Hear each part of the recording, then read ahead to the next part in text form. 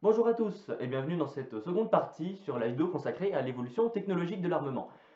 Donc la dernière vidéo date quand même un petit peu, et puis elle avait été tournée un peu d'une traite, donc il n'y a pas d'intro, que je la fais maintenant, en vous proposant un récapitulatif rapide de ce que j'ai dit dans les dernières secondes de la dernière vidéo, à savoir sur le Blitzkrieg, vu que c'était ce qu'on avait commencé à aborder à la fin.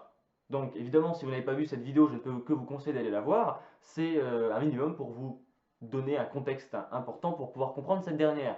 Mais étant donné que vous êtes quasiment tous mes abonnés à l'avoir vu, il y a peu de chances que vous l'ayez raté. Sauf bien entendu si vous faites partie des gens qui n'ont pas mis la cloche. D'ailleurs, je ne peux que vous conseiller de vous abonner, de mettre la cloche, etc., de mettre des pouces bleus si ça vous plaît évidemment, et de commenter, parce que je dois avouer que je me sens un petit peu seul à parler de tout seul dans mon coin. Si vous avez des choses à dire, des détails à rajouter, des idées peut-être pour la suite, je suis preneur, hein, dans la bonne humeur bien entendu. Hein. Donc évidemment, la dernière vidéo s'est arrêtée sur le Blitzkrieg, comme je l'ai dit, avec donc les fondamentaux que sont la vitesse et la surprise. Et nous allons donc continuer sur cette lancée avec la suite. On va maintenant s'attarder sur les véhicules utilisés lors de cette guerre. Allez, c'est parti. La guerre éclate, l'Allemagne nazie vient d'envahir la Pologne. Pour protéger le pays, la France et l'Angleterre déclarent la guerre à l'Allemagne. Hitler va avoir peur et cesser les hostilités, pense-t-on. Mais il se passe rien à l'ouest pendant un an, jusqu'au 10 mai 1940, quand débute la campagne de France. L'Allemagne attaque avec plus de 2500 chars. C'est équivalent en forces alliées, mais la différence d'utilisation qu'en font les deux camps sera décisive. Les alliés les ont répartis sur l'ensemble du front, les Allemands les ont rassemblés pour frapper fort. Je rappelle, le Tirepunkt. En majorité, ils ont des Panzer II, bien que tout l'éventail des Panzers allemands du 1 au 4 soit présent. A noter que les Panzer I ne sont clairement pas faits pour le combat, leur blindage et leur armement étant ridicules. Ils servent à la base de véhicules d'entraînement. Les Allemands étaient aussi d'une force aérienne conséquente. On compte le Messerschmitt Bf 109 et le Hüker Ju-87, Stuka pour les intimes, respectivement chasseurs et bombardiers en piqué pour ne citer que. La France avait un grand nombre d'avions obsolètes. Les Voitines D520, des Voitines comme on prononce le W, est le meilleur avion que le pays ait pu envoyer contre l'Allemagne. L'un des seuls à pouvoir résister au Bf 109 lors de la campagne de France, il était certes moins rapide mais bien plus maniable. Il fut cependant construit en trop peu d'exemplaires pour que cet avantage ait un intérêt. Genre 300 dans ces eaux-là. Je terminerai ce début de guerre par les chars français. On ne le présente plus, le B1 bis de Renault, qu'aucun char ni canon anti-char en 1940 ne pouvait détruire. En revanche, il fut un véritable monstre contre les Panzers allemands et leur blindage en papier. Mais évidemment, ce char B1, qui nous fait sentir mieux malgré la défaite, avait des points faibles. Son nombre, clairement trop faible, sa vitesse, est également trop faible, et son emploi. Les chars français de 40 sont prévus pour être lents dans le but d'accompagner l'infanterie dans son avancée. Mais cette doctrine digne de la Première Guerre mondiale est obsolète, du coup les chars le sont aussi malgré leur fiche technique plus avantageuse que les premiers Panzers. Mais en réalité, le meilleur char français fut le Saumua S-35, qui était le plus proche de la doctrine d'attaque d'une armée de blindés prônée par le colonel de Gaulle. Il était mobile, possédait un blindage conséquent ainsi qu'une arme anti-char efficace. Sa vitesse lui permettait de surpasser le Panzer III, ce qui en faisait le char français le plus rapide. Mais le problème des divisions cuirassées françaises était leur manque d'organisation. Les chars n'avaient pas de radio entre eux. Ils étaient livrés à eux-mêmes dans la confusion d'un champ de bataille.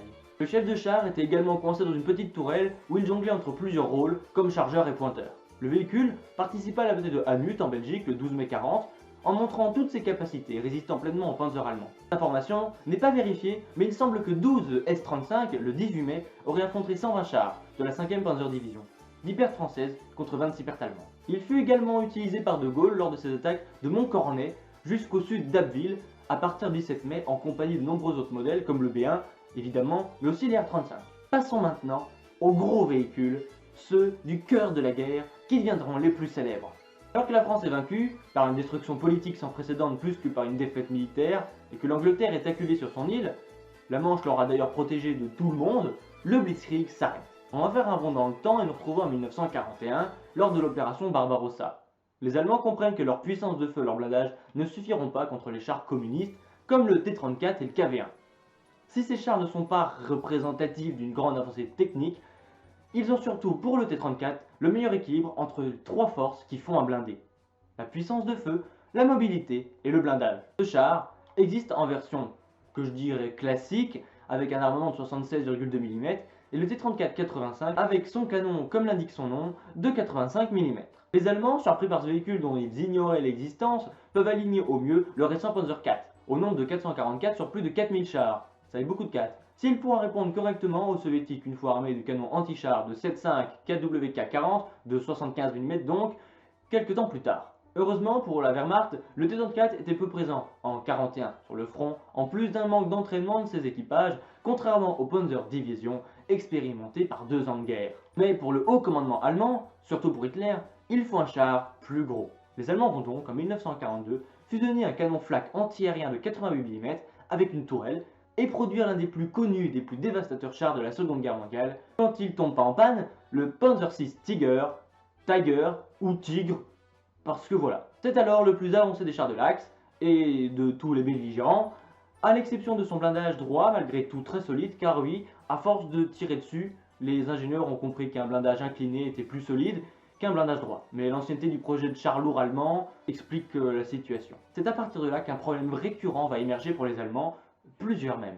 La faible production d'unités de combat, pour pas assez les chars, la complexité de ces mêmes unités empêchant une rationalisation industrielle et des chaînes de montage communes aux différents projets. En clair, au lieu de faire un char équilibré en masse, ils font une quantité de projets différents, extrêmement chers, en petit nombre.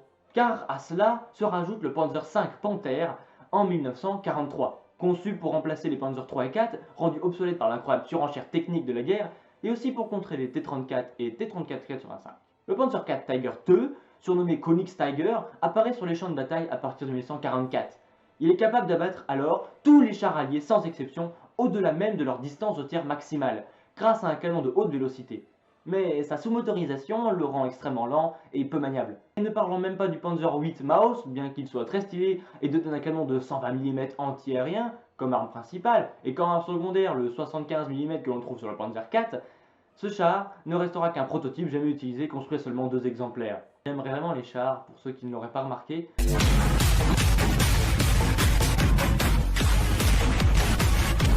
J'aurais même développé davantage sur ceux des Alliés, mais cette vidéo est déjà assez longue comme ça, donc on va faire ça peut-être plus tard dans une autre vidéo. Ensuite, nous allons passer, vu que je les ai évoqués tout à l'heure, aux meilleurs avions qui arrivent en remplacement des premiers. Pour remplacer le Bf-109, dont la domination faiblissait surtout en Occident, puisque les soviétiques utilisaient des appareils obsolètes, un nouvel appareil fut construit, le Focke-Wulf FW-190. Bien que largement supérieur au Bf-109, il ne le remplaça pas comme chasseur principal de la Luftwaffe, mais put, grâce à sa polyvalence, occuper les rôles du Junker Ju-87 et du Bf-110. Le dernier, d'ailleurs, je ne l'ai pas évoqué. A noter d'ailleurs que, dans le cœur des pilotes allemands, le Bf-109 reste leur préféré pour une grande majorité d'entre eux. Ce dernier démontra sa supériorité face aux Spitfire anglais en moyenne et basse altitude. Les Anglais possèdent aussi le Hawker Hurricane, moins performant. Il fut utilisé pour cibler les bombardiers allemands lors de la bataille d'Angleterre et servi de chasseur bombardier et de chasseur de chars. Du côté russe, même si les débuts furent compliqués, genre à 20 km de Moscou c'est compliqué, et aussi par un matériel obsolète de biplan, tels les Polikarpov PO2, connus pour leur service dans les régiments féminins, utilisés pour bombarder les positions allemandes de nuit, les pilotes furent surnommés par les Allemands les sorcières de la nuit d'ailleurs, mais aussi les Polikarpov I-153 et les Polikarpov I-16, principales chasseurs soviétiques au début de l'opération Barbarossa. Clairement, ils faisaient pas le poids. On compte aussi à cette époque le MiG-3, plus moderne, justement un peu trop, puisque les pilotes n'ont que peu d'expérience avec lui. En 1944, les soviétiques sortent le Lavochkin LA-7, au moins équivalent aux appareils allemands et rival direct du FW-190. Et enfin, chez les Américains, on compte l'un des plus connus avions de la guerre, le P-51 Mustang. Excellent chasseur de supériorité aérienne, une fois coupé avec le moteur Rolls-Royce adapté, il fut le second avion américain le plus construit après le P-47 Thunderbolt. Et le P-51, c'est pas l'avion dans le film P-51 Dragon Fighters, un nanar aux effets spéciaux moches avec des Allemands qui... Bon, des Allemands évidemment il y a des Allemands avec des dragons nazis. Avec des dragons, ils ont des croix gammées sur leurs ailes. C'est rigolo. Bien sûr, il s'agit ici d'une liste non exhaustive, car le nombre d'appareils différents construits par les belligérants fut très important. Mais le plus important, c'est où cette montée technologique amène ici, les avions à réaction. Le Messerschmitt Me-262 fut le premier avion de ce type envoyé au combat. Sa vitesse supérieure d'une centaine de km/h pourrait le rendre dangereux, mais augmente aussi son rayon de virage.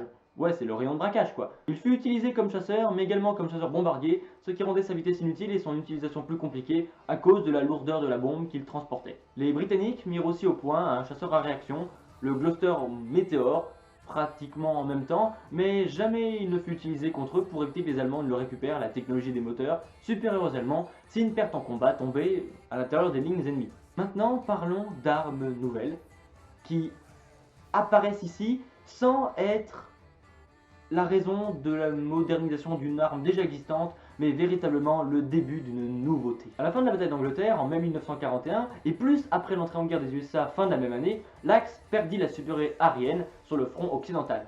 Les Alliés commencèrent à bombarder l'Allemagne.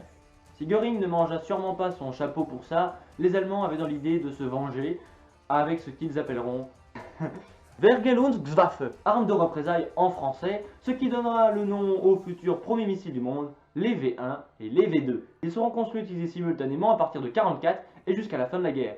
Des milliers seront lancés depuis le nord de la France vers Londres et Anvers, principalement. Quand le projet de bunker de construction et de lancement de V1 à Eperlek et de V2 à la coupole d'Elfo seront bombardés par les Anglais, ils seront lancés depuis des stations mobiles pour les V2 et depuis des rampes de lancement cachées pour les V1. Militairement, ces armes sont des échecs absolus du fait de leur faible précision et de leur faible capacité de destruction.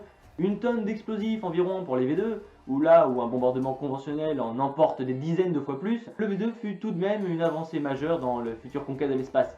Premier objet humain à quitter l'atmosphère, son concepteur Werner von Braun fut à l'origine de la fusée Saturn V qui amènera les Américains sur la Lune. Et je ne parle même pas du V3, enfin si j'en parle du coup, canon géant souterrain de 150 mm devant être capable de tirer des obus sur Londres depuis le nord de la France. Sa structure, composée de 32 chambres auxiliaires contenant du gaz mis à feu automatiquement lors du passage de l'obus, augmentait la pression, lui donnant une portée supérieure à 160 km. Mention spéciale tout de même à l'artillerie, qui marque l'apothéose du calibre des armes terrestres, avec le canon de Schwerer-Gustav de 800 mm, construit en 2 exemplaires, et qui pour l'unité baptisée Dora tira 48 coups sur Sébastopol en juillet 1942 avant de voir son canon trop endommagé pour continuer. Pas mal. Le 6 août 1945 se passe une chose étonnante. Depuis le début du conflit, des millions de bombes étaient larguées par des formations denses de bombardiers lourds. De là, une seule bombe fut larguée. Pas une de plus. Et en un flash, la ville disparut, avec entre 95 000 et 160 000 de ses habitants.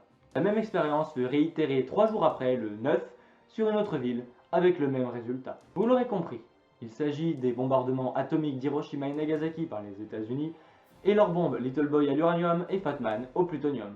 L'arrivée des bombes atomiques est un tournant dans l'histoire militaire. C'est un conflit éclate entre deux pays dont l'un ou même les deux possèdent l'arme nucléaire, une guerre où les armées se font face sur une ligne de front jusqu'à ce que l'une d'entre elles éclate devient impossible. Au début, lancée comme une bombe normale depuis un bombardier, elle devient une puissante arme couplée avec la technologie de missiles balistiques développée par les Allemands, puis modernisée par les nouvelles puissances. Beaucoup de monde pense que cette arme était l'origine de la guerre froide, et la pire chose que l'humanité a créée.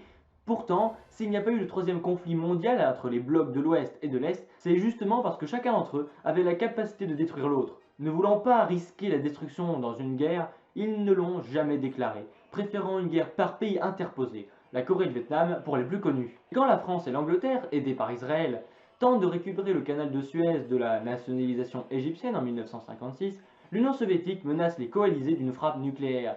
Même si l'OTAN annonce une riposte en cas de tir, les Européens qui ne possèdent pas la bombe sont obligés de se replier malgré leur écrasante victoire militaire. Surtout que les USA, contre la colonisation, font également pression sur eux. Et à cette époque, la France et l'Angleterre possédaient la bombe atomique. Ils auraient pu rester en Égypte puisque, ne dépendant pas de l'arsenal américain, auraient été en mesure de menacer l'Union soviétique de riposte, mettant les deux parties dans une impasse militaire. Cette arme aura donc sur les épaules le poids de la destruction qu'elle engendre, pendant l'explosion, mais aussi due aux retombées radioactives.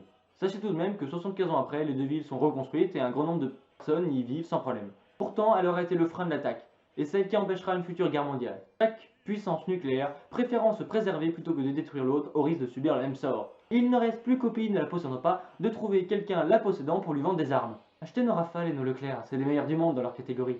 Allez, donnez-nous des sous. Je pense que l'on peut conclure sur une chose. C'est pendant les guerres que la technologie se développe le plus. Par exemple, le char Leclerc aura mis 12 ans, de 1978 à 1990, pour être conçu, alors qu'en l'espace de 6 ans, les Alliés et les puissances de l'Axe, surtout les Allemands, conçurent un grand nombre de modèles de chars différents. Et surtout, chaque technologie change la guerre. On passe d'une guerre où l'artillerie domine, à une autre qui voit les armées stopper et s'enterrer pour finalement passer au travers avec des murs blindés mobiles et par-dessus avec l'aviation. Une fois cette technologie mise en place, on crée une doctrine militaire qui transformera le début de la guerre suivante.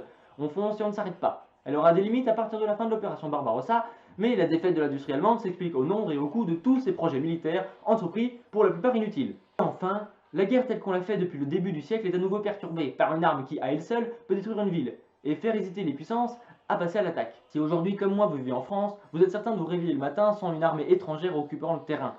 Vous êtes certain qu'aucune attaque sur le territoire national est possible. Déjà parce que nous sommes entourés par l'Union Européenne, qui constitue une grande partie de nos plus proches alliés et partenaires. Mais surtout parce qu'aucun pays ne peut nous menacer de guerre sans prendre le risque de se prendre une bombe nucléaire s'il va au bout de ses menaces. De nos 5 SNLE, il y en a toujours un au minimum caché dans l'océan, prêt à envoyer la purée. Cette évolution technologique, et diplomatique quand même aussi, parce que oui, voilà, l'Europe, ça joue beaucoup, a permis aujourd'hui d'éloigner la guerre de nos frontières, et même de notre continent, bien qu'en s'éloignant de nous, elle s'est rapprochée d'autres pays. Et c'est bien d'avoir subi cette évolution technologique dans l'armement qui conduit à changer nos manières de faire la guerre jusqu'à aujourd'hui. Pourquoi, dans nos vies d'habitants d'un pays sûr, ce facteur de notre histoire, pourtant simple détail sur plusieurs millénaires de guerre, devrait être plus important à nos yeux. Cette vidéo est maintenant terminée. Pour tous ceux qui en sont là, merci d'être restés. Soutenez la chaîne si vous voulez. Pour ma part, je vais aller me reposer en regardant Girl und Panzer, car j'aime les chars.